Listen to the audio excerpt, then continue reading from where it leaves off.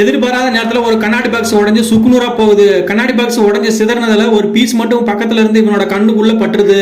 அப்புறமா கண்ணு முழிச்சு பாக்குறான், ஹாஸ்பிட்டல்ல இருக்கிறான்.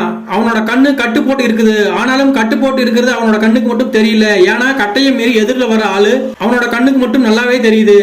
பாத்ரூம் போனவன் கண்ணாடியில பார்க்கும் போது தெரியுது அவன் கண்ணுல கட்டு போட்டு இருக்கிறது. இதை விட பெரிய ஆச்சரியம்னா இவன் இருக்கிற ரூம்ல இருந்து 3வது ரூம்ல இருக்கிற பொண்ணோட கழுத்துல தொங்குற டாலர் வரைக்கும் மிக துல்லியமா தெரியுது இவன் கண்ணுக்கு. பயந்து போனவன் கண்ணுல இருக்கிற கட்டை கழட்டுறான். அப்ப பார்த்து அவன் இருக்கிற ரூமுக்கு மாஸ்க் போட்டு ஒரு டாக்டர் வராரு. அப்போது அவனோட கண்ணுக்கு டாக்டர் முகத்துல போட்டு இருக்கிற மாஸ்கையும் தாண்டி டாக்டர் முகத்துல இருக்கிற மச்சம் வரைக்கும் தெரியுது. நாம கண்ணுல பாக்குறது நிஜம் தானா அப்படின்னு தெரிஞ்சுக்கிறதுக்காக இவன் டாக்டர் போட்டுருக்கிற மாஸ்க கழட்ட சொல்றான். பார்த்தா அவரோட முகத்துல உண்மையாவே மச்சம் இருக்குது. பார்த்தா ஷாக் ஆகுறான்.